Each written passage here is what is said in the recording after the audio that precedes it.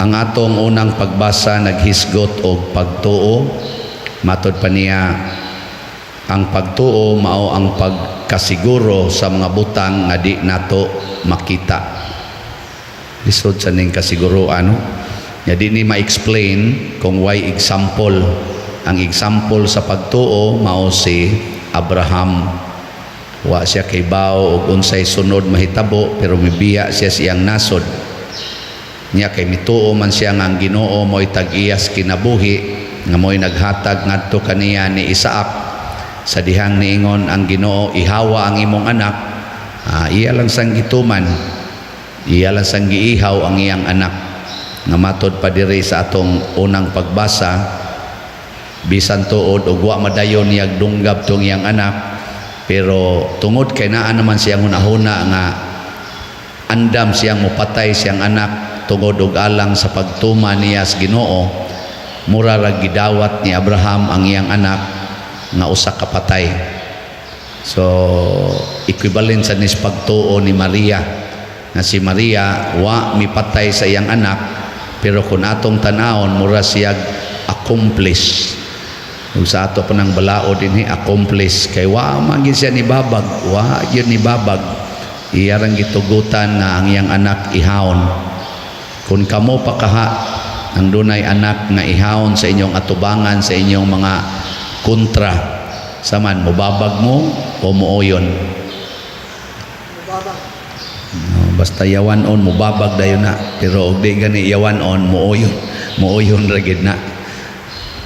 Bisan gani kining atong mga butang nga gimahal dinhi aning kalibutan, sa maning atong bahandi, mga butang nga mga kwarta, alahas, gipakita sa Ginoo nga kun naa lang kitay tin-aw nga pagtuo, di gid ta mawili ana nila. Ngano man kay dunay mga mas maayong butang nga giandam ang Ginoo matud pas unang pagbasa. Mas maayo, mas nindot pa to, og mas malungtaron din agit to matapos, og mauna ang gitawag nato og langit ang gingharian sa Dios. Muna si Kristo diri sa atong ebanghelyo, ang iya gyung gisentro mao ang pagtuo. Kani sa ding pagtuo mga igsoon, dili ra ni siya kanibitang gitawag natog makapawagtang sa atong kabalaka. Gamhanan sa dining pagtuo, pagpahunong sa mga unos o mga problema sa atong kinabuhi.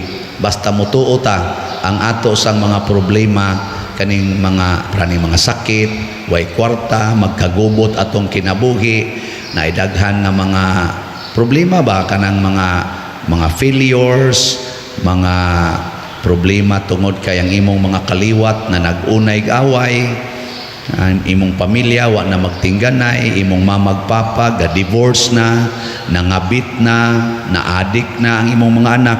Lain-lain man yung mga problema ang daghan kayo. Ug mutuo lang ta Ginoo, sulbad yun ang tanan.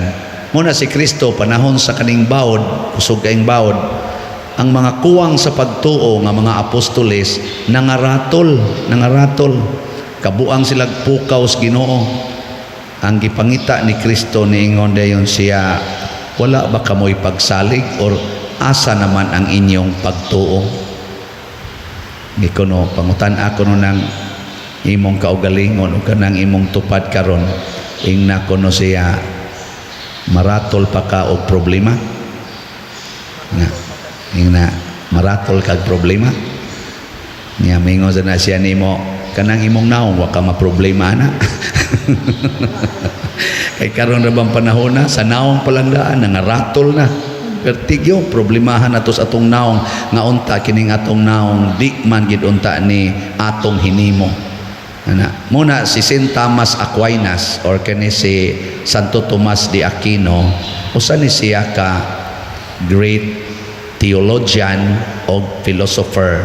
Kaning philosophy, study of reason or the love of wisdom, pero human level.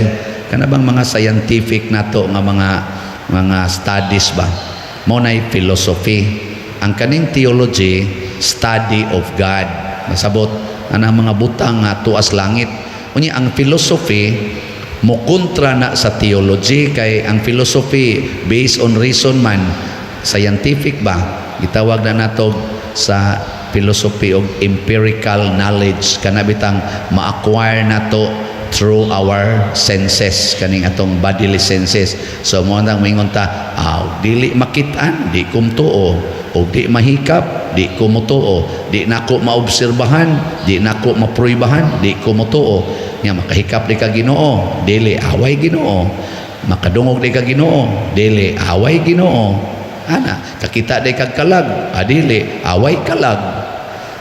Ang theology mao say magsigig hisgot sa mga butang nga dili makita, gamiton ang pagtuo.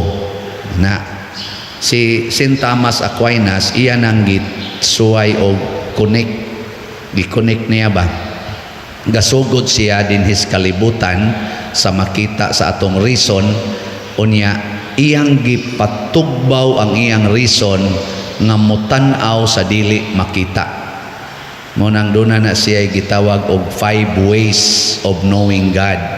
Moton sa may pagkabugo-bugo sa kun una.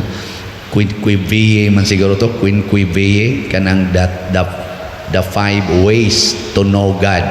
I-click lang na ninyo sa Google in the 5 ways of St. Thomas Aquinas of knowing God. Makakita na mo ana. Nya usa sa akong mahinumduman, lagi may pagkabugo-bugo manggita, kining movement gitan-aw ni St. Thomas ba, movement na naglihok sama anang tanom mo tubo, sama anang sapa mudagan, ang kanang na mo tuyok, ang hangin mudagan, ana mo hapak anang mga tanom makita nimo, ang atong lawas mo tubo, ang sakyanan mudagan. Ingon siya, ug naay movement sa ato pa kung mulihok ang usa ka butang, doon nagyoy miduot ana niya, doon ay mipairog ana niya. Nya katong nipairog niya, tuas atoy nipairog niya. Kadto sang nipairog niya, tuas atoy nipairog niya. Ang iya dayong pangutana in reason nga iyang gitubag sa faith. Kinsa man ang prime mover? Kadto bang maoy ni palihok sa tanan nga wa gyud siya magkinahanglan nga siya maoy palihokon? The first movement or the source of movement. Nya ningon din siya sa iyang faith, and this is God. Di ba? Natanawa, di ba niyango mo? Kinsa may nagpayango ninyo, lihok man mo. Ina na lang ang Ginoo. Kay go pa'y Ginoo, magtulid na imong lawas, mag-ana na. Prime mover ang Ginoo. Nya iya sang gitanaw. Pagkanindot sa kalibutan tanawon, hasta ang tao yang tanawon. Ang tanang tao gi-arrange gyud buhok, agtang, kilay, mata, ilong, bakba. Arrange gyud gari tanang tao. Ang manok sad lahi sa arrangement. Lahi sa arrangement diri. Ang tubig to asad siya iyang lugar.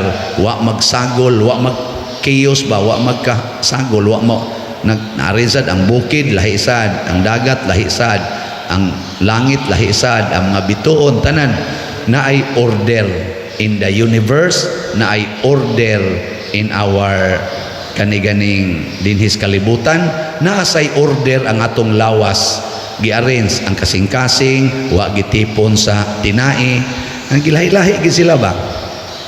Kinsa man kuno ang naghimo sa order, kinsa may nag-arrange aning tanan. Nya katong nag-arrange aning tanan, wa to magkinahanglan siyang tudluan unsaon pag-arrange, kay og tudluan pa siya nga mo arrange, do na pauntay lain nga source of order. Nya ningon din siya, kay naa may order, so naay source of order or arrangement or kahusay, kahanay. O kinsa maning sinugdanan sa kahanay sa tanang butang, ingon din siya, ang Ginoo. Muna ikakita niya movement, ingon din siya, naay Ginoo. Ikakita niya order, naay Ginoo. Nga pwede sa natin nun, beauty. Beauty. Kinsa may gahatag og beauty. Pero karon kaniya tong dekorasyon, sobra pa man ni sa dekorasyon sa Santo Niño. Unsay tan-aw ninyo ani? Nindot o bati? Nindot no. Kinsa may source of beauty. Nanong na may daghang beautiful. Na beautiful nga madre, na say beautiful nga handsome nga pare. Walang din hiron. Pero ina na ba? Kinsa may source ana, matod pasad ni St. Thomas, do nagyoy source of beauty. Dili ni dinhing maong mga beauty. Kay ang beauty dinhi mamatay man. Ang Miss Universe nga beautiful mamatay man. Gani namang gani Miss Universe or candidate sa pagka Miss Universe man tingal ito, namatay ra at age 24 years old o patay na. So dili gid na siya mo'y source of beauty kay mamatay man mo bati mang naong ini kalabira. So there must be source of beauty nga di gyud matapos and this is God. So mao ni ang ato untang himuon. Dili ta mohunong, dili ta ma-attach aning kalibutan. Dili ta mabalaka aning kalibutan. Maningkamot kitang makabalik ta ngadto sa source of everything. Nga unsaon nato pagbalik?